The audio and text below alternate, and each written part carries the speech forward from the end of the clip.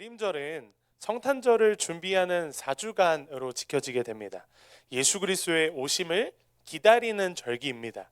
그래서 교회에서는 예수님의 성탄을 기념하며 또 감사하고 동시에 예수님이 다시 오실 재림을 소망으로 준비하는 절기이기도 합니다. 지난주부터 대림절이 시작되었는데요. 대림절을 시작하며 우리는 흔히 예수님의 탄생을 떠올리게 됩니다. 자연스럽게. 그러나 오늘 우리가 읽은 본문인 이 이사야 9장은 단순한 예수님의 탄생을 예고하는 이야기가 아닙니다. 거기서 끝나는 이야기가 아니에요. 오늘 본문은 어둠과 절망의 시기를 배경으로 하고 있는 본문입니다. 북이스라엘과 아람이라는 나라가 남유다를 공격하고 아수르가 주변을 집어삼키던 혼돈의 시대가 바로 오늘 본문의 배경입니다. 억압받고 고통받고 공격받던 시대였습니다. 특히 스불론과 납달리, 즉 갈릴리 주변의 사람들은요 늘 당했어요. 공격당했고 늘 빼앗겼습니다. 자기가 가지고 있는 것들을 늘 빼앗기고 늘 멸시받았어요. 이런 사람들에게 오늘 이사야 선지자가 놀라운 선언을 하게 됩니다. 이사야 9장 2절 말씀인데요. 우리 같이 한번 읽어보겠습니다. 시작. 흑암에 행하던 백성이 큰 빛을 보고 사망의 그늘진 땅에 거주하던 자에게 빛이 비치도다. 그런데 이것보다 더 중요한 선언이 있어요. 오늘 우리가 읽었던 본문 7절 마지막을 보면요 이렇게 되어 있습니다. 우리 함께 읽겠습니다. 시작. 만군의 여호와의 열심히 이를 이루시리라. 여러분, 하나님의 열심히 여러분들의 삶 가운데 이루어질 수 있기를 간절히 축복합니다. 이 구절은요 대림절의 진짜 의미를 보여주고 있습니다. 우리에게 한 줄기 빛으로 오신 예수 그리스도께서 오실 수 있었던 이유는 우리가 잘나서가 아니에요. 우리가 뭔가 신앙생활을 열심히 해서 헌금도 열심히 하고 찬양도 열심히 하고 봉사를 열심히 해서 우리가 준비해서 예수님이 오신 것이 아니라 우리의 믿음이 너무나도 뛰어나서가 아니라 하나님의 열심이 있었기 때문입니다. 우리에게 예수 그리스도가 올 수 있었던 것 바로 하나님의 열심 때문이라는 것입니다. 오늘 이 말씀은 우리의 어둠보다, 우리가 현실에서 겪는 어둠보다 또 상황보다 실패를 넘어서서 움직이시는 하나님의 열심을 잘 보여주고 있습니다. 저와 여러분, 오늘 말씀을 통해서 우리를 위해서 움직이시는 이 하나님의 열심을 경험하게 되는 은혜와 축복이 있으시기를 다시 한번 간절히 축복합니다. 쉬운 성경 이사야서 9장 1절은 이렇게 번역하고 있습니다. 보라, 어둠과 절망 가운데서 고통을 겪고 있는 사람들에게 이제는 어둠이 활짝 거칠 날이 올 것이다. 이스라엘의 어둠은요 여러분 현실이었어요. 그냥 텍스트가 아니고 현실 그 자체였습니다. 우리도 마찬가지이지 않나요? 우리 현실에도 어둠이 있어요. 청소년들은 미래 불안을 겪기도 하고요. 관계에 대해서 어려움을 겪기도 하고 상처를 입습니다. 정체성의 혼란도 겪게 됩니다. 장년들도 마찬가지예요. 경제, 가정, 직장, 또 사역의 무게 등 참 현실의 어두움을 살아가고 있습니다. 교회도 변화해야 되고 부흥해야 되는 것을 고민하며 또 한 해의 마무리와 시작, 또 사역 등에 대해서 굉장히 어렵습니다. 가정도 마찬가지입니다. 양육의 부담, 또 가정의 깨어짐, 또 먹고 사는 문제 등이 우리의 현실 가운데 있습니다. 누구에게나 해당되는 것일 것입니다. 그러나 오늘 말씀은 이사야 선지자를 통해 오늘 우리에게 이렇게 말하고 있습니다. 어둠이 깊다고 해서 끝이 아니다. 왜냐하면 하나님은 오늘도 우리를 위해 하나님의 열심으로 움직이시고 있기 때문이다. 이 말씀을 통해서 여러분들 신실하게 일하시는 하나님의 마음을 알게 되었으면 좋겠습니다. 여러분, 하나님의 열심은 언제나 가장 무너진 곳, 또 가장 멸시받는 자리에서 시작되게 되어 있습니다. 오늘 본문 스불론과 납달리에서 시작된 그 한 줄기의 빛처럼 우리 가장 어둡고 처절하고 치열하게 싸우는 그 현장 가운데 하나님은 오셔서 일하신다라는 것을 우리가 잊어서는 안 되겠습니다. 여러분, 하나님은 여러분의 가장 어두운 부분을 통해서 일하시는 하나님이세요. 내가 생각하는 어두운 현실은 하나님의 일하심이 시작되는 시작점이라는 것을 저 여러분들이 바로 알았으면 좋겠습니다. 그래서 여러분들의 삶 가운데 있는 어두운 것들, 가장 어두운 부분, 또 가장 힘든 부분, 가장 해결되지 않는 부분, 내 힘으로는 해결 안 되는 것들 하나님 앞에 들고 나가세요. 하나님이 해결해 주실 줄 믿습니다. 그렇다면 이 하나님의 열심은 어떻게 드러나는 것일까요? 오늘 본문은 이렇게 말합니다. 우리 이사야 9장 4절 말씀을 쉬운 성경으로 함께 보도록 하겠습니다. 우리 한번 읽어보겠습니다. 시작. 옛적 기드온 때에 주님께서 미디안 군대를 여지없이 쳐부수신 것처럼 이제 또다시 주님께서 이 백성의 어깨를 짓누르고 있던 멍에를 부숴버리시고 이 백성의 등짝을 후려치던 압제자의 채찍과 몽둥이를 부러뜨리셨기 때문입니다. 미디안과의 싸움은요, 절대로 이스라엘이 이길 수 없는 전쟁이었어요. 이스라엘은 군사력도 부족했고요, 또 전략도 없었고요, 정치력도 사실 부족했던 국가였습니다. 그러나 이스라엘이 승리할 수 있었던 단 한 가지 이유는 하나님의 열심에 있었어요. 이스라엘이 승리할 수 있었던 것, 하나님이 일하셨기 때문에 승리할 수 있었습니다. 여러분, 오늘 우리의 멍에는 무엇입니까? 그렇다면 이스라엘이 지고 있던 멍에처럼 우리의 멍에는 무엇입니까? 반복되는 죄입니까? 체력의 한계입니까?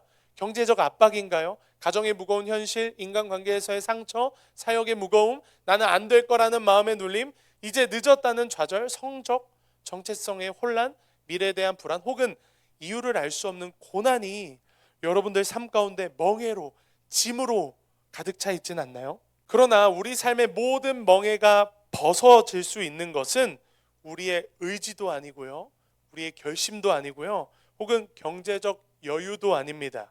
바로 하나님의 열심이라는 거예요. 하나님이 일하셔야 우리 삶의 모든 멍에가 풀어질 수 있다는 것입니다. 그래서 하나님은 지금도 저와 여러분의 어깨에 있는 멍에를 보고 계세요. 벗기기를 원하세요. 그리고 여전히 말씀대로 미디안을 부수셨던 것처럼 여러분들의 멍에를 부수시기를 원하십니다. 미디안 군대를 여지없이 쳐 부수신 것처럼 현재 저와 여러분들의 무거운 멍에를 꺾기를 원하신다라는 거예요. 근데 왜 잘 안 되죠? 근데 왜 내 어깨의 멍에는 계속해서 무거워져 가는 것만 같죠? 왜 나는 계속해서 힘들고, 왜 나만 계속해서 어렵고, 왜 나만 겪는 고난이냐며 그렇게 살아가야 되는 것일까요? 하나님은 어떻게 우리의 멍에를 꺾으실지 그거를 좀 나눠보겠습니다. 바로 메시아를 보내시는 열심으로 꺾어내시는 거예요. 오늘 본문 6절 말씀은 하나님의 방법을 분명하게 보여주고 있습니다. 우리 쉬운 성경으로 함께 보겠습니다. 보란 한 아기가 우리를 위하여 태어났도다. 주께서 우리를 위하여 한 아들을 주셨도다. 그 아기가 장차 우리의 통치자가 되어 우리를 다스리실 것이니 그분의 이름은 기묘하신 모사, 전능하신 하나님, 영원하신 아버지, 그리고 평화의 왕으로 불릴 것이다. 저와 여러분들의 하나님이 기묘자, 모사, 전능하신 하나님, 영원하신 아버지, 평화의 왕인 줄 믿습니다. 하나님이 우리의 멍에를 꺾으시는 방식은요, 잘 들으세요, 강력한 군대도 아니에요. 정치적 권력도 아닙니다. 전략도 아니에요. 여러분들 삶 가운데 수많은 전략을 세우죠. 하나님이 해결하는 방식은 그런 것이 아닙니다. 하나님의 방법은요, 한 아기를 보내시는 것이에요. 한 아기를 보내시는 것, 그게 누구죠? 바로 예수 그리스도라는 것이에요.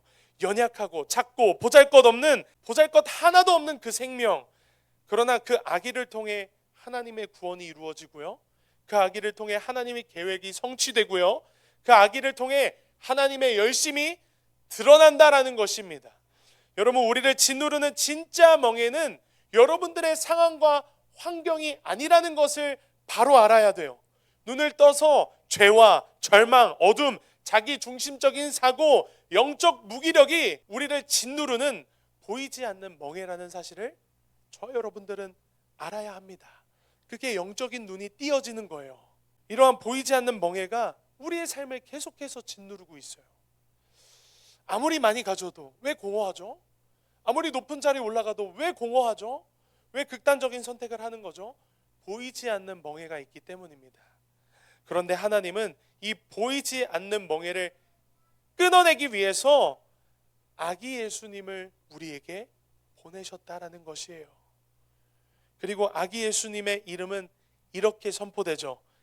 기묘하신 모사, 우리 혼란을 뚫는 지혜를 주시는 분입니다. 전능하신 하나님, 우리가 할 수 없는 것을 가능하게 하시는 분이에요. 영원하신 아버지, 죄로 인해 버림받은 우리를 자녀 삼아 주시는 분이십니다.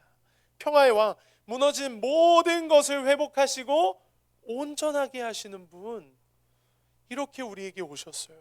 아기 예수님이. 하나님은 이 모든 이름을 가진 분을 우리에게 주심으로 우리의 모든 멍에를 꺾어내셨다라는 것입니다. 그런데 그렇다면 이제 알겠어요. 우리에게 이러한 멍에를 꺾기 위해서 아기 예수님을 보내셨다라는 것 이제 알겠어요. 그렇다면 이러한 하나님의 열심을 실제 삶에서 누리며 사는 방법이 무엇입니까? 어떻게 하면 누릴 수 있죠? 어떻게 하면 이 멍에가 내 삶에서 실제적으로 끊어질 수 있는 것입니까? 3가지만 말씀드리겠습니다. 첫째, 말씀 속에서 여러분 하나님의 열심을 보실 수 있어야 돼요. 그러니까 여러분 말씀을 가까이 해야 합니다. 하나님의 열심은 언제나 말씀을 통해 먼저 드러나게 되어 있어요. 말씀을 펼칠 때 우리는 내가 하나님을 붙든다 라는 것보다 하나님이 나를 먼저 붙드시고 계시구나 라는 진리를 말씀 속에서 발견하게 됩니다. 그러므로 말씀은 상황을 즉시 바꾸지 않을 때도 있지만 말씀은요 언제나 우리의 마음을 먼저 바꾸고 새롭게 하고 깨우는 능력이 있습니다.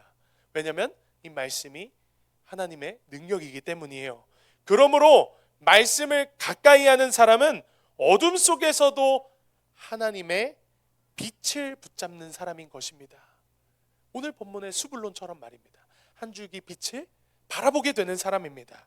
여러분 그러므로 말씀을 가까이하여 빛 대신 예수님을 붙잡을 수 있기를 간절히 축복합니다. 2번째, 기도 속에서 내 열심이 아니라 여러분 하나님의 열심을 붙드셔야 돼요. 기도는 내 열심을 증명하는 자리가 아닙니다. 하나님의 열심을 붙드는 시간이에요. 내 힘으로 안 되니까 하나님의 열심을 붙드는 시간이 바로 기도하는 시간입니다. 여러분 삶 가운데 기도하는 시간이 철저하게 부족하다면 여러분들은 아마 하나님보다 다른 것을 의지하고 있을 가능성이 참 높습니다. 그러므로 여러분 기도함으로 기도 속에서 하나님의 열심을 붙들을 수 있기를 간절히 축복합니다. 내가 부족하고 흔들려도 내 마음이 무너지고 좀 약해져도 하나님의 열심은 여러분들 변하지 않아요. 여러분들을 바라보는 여러분들을 향한 하나님의 계획은 변하지 않는다라는 것을 여러분 기도를 통해 붙잡을 수 있는 것입니다. 그래서 기도는 주님 내 열심보다 주님의 열심을 신뢰합니다라는 신앙의 고백입니다. 그러므로 기도하는 사람은 자기 힘으로 버텨내는 사람이 아니라 하나님의 열심을 의지하는 사람인 것입니다. 그리고 하나님은 하나님을 의지하는 자에게 오늘 우리가 찬양했던 것처럼 하나님을 신뢰하는 자에게 하나님은 일하시는 분이십니다. 기도로 하나님의 열심을 붙들 수 있기를 간절히 축복합니다. 마지막 3번째, 순종 속에서 하나님의 열심이 우리에게 현실이 됩니다. 순종은요 여러분 큰 결단이 아니에요. 작은 한 걸음에서부터 시작됩니다. 말씀 그대로 살아보려고 한 걸음 내디딜 때, 또 용서를 하려고 선택할 때, 또 다시 기도하려는 마음을 붙들을 때, 예배 자리를 지키려고 하는 그 마음, 하나님을 한 번 더 찬양하고 하나님이 기뻐하시는 선택을 하려고 마음 먹을 때, 그것이 여러분들 하나님 앞에서의 순종이에요. 그 작은 순종의 순간에 하나님의 열심히 일하시기 시작하세요. 하나님은 순종하는 자를 통해 일하십니다. 순종은 내가 열심히 한다라는 증거가 아니에요. 여러분 수많은 종교에서 순종을 요구합니다. 몸을 자해하기도 하고요. 또 가족을 팔아버리라고 하는 경우도 있어요. 그러나 하나님의 열심은 그것이 아니에요. 하나님의 열심이 내 삶으로 흘러 들어오는 통로가 바로 순종이라는 것이에요. 그래서 말씀에 순종하고 기도하고 순종하고 찬양했으면 그 찬양대로 살아가려고 노력하고, 또 한 주간 동안 하나님이 기뻐하시는 선택은 뭘까? 예수님이 기뻐하시는 선택이 뭘까? 늘 인생의 첫 문장에 예수님이 이것을 기뻐하실까? 이 문장을 항상 인생의 첫 문장으로 삼아놓고 대학을 선택할 때도, 학교를 진학할 때도, 승진을 할 때도, 이직을 할 때도, 결혼을 할 때도, 남자친구, 여자친구 만날 때도 예수님이 기뻐하시는 걸까? 이게 과연 하나님이 기뻐하시는 선택일까? 하나님이 기뻐하시는 선택이라면 여러분들은 반드시 말씀과 기도 앞에 서야 합니다. 그리고 그 말씀과 기도 앞에 섰다면 여러분들은 순종하셔야 돼요. 그렇게 하나님이 일하세요. 말씀과 기도 그리고 순종을 통해서 하나님의 열심이 우리의 삶에 흘러 들어오게 된다라는 것입니다. 말씀을 좀 마무리하고 싶습니다. 오늘 우리의 현실은요, 여전히 어두워요. 마음의 멍에들은 여전히 무겁습니다. 남이 알지 못하는, 나만 알고 있는 무게들이 있을 것입니다. 그러나 오늘 말씀을 통해 이사야 선지자는 이렇게 말합니다. 만군의 여호와의 열심이 이를 이루시리라. 여러분들의 열심과 노력이 아니라 만군의 여호와의 열심이 여러분들의 삶 가운데 여러분들이 해결하지 못하는 문제를 해결해 주실 줄 믿습니다. 우리의 결심보다 또 우리의 능력보다 우리의 상황보다 먼저 움직이시는 것, 그것이 바로 하나님의 열심이라는 것입니다. 하나님의 열심이 예수님을 보내셨고요, 또 하나님의 열심이 오늘도 우리를 붙들고 있습니다. 믿으시죠? 하나님의 열심이 결국 우리를 빛으로 이끌어 가세요. 우리가 빛으로 잘나서 가는 것이 아니라 하나님의 열심이 우리를 이끌어 가는 것입니다. 그러므로 우리가 해야 될 것은 말씀 앞에 서고 기도로 하나님께 매달리고 작은 순종 한 걸음 내디듬으로 우리의 삶 속에 하나님의 열심이 실제가 되는 것을 경험하기 위해서 우리는 말씀 앞에 서야 됩니다. 기도해야 합니다. 순종할 수 있어야 합니다. 말씀과 기도 그리고 순종함으로 하나님의 열심을 통해 여러분들의 삶의 멍에뿐만 아니라 보이지 않는 모든 영적인 멍에도 꺾여지는 은혜를 경험할 수 있기를 예수님의 이름으로 간절히 축복합니다.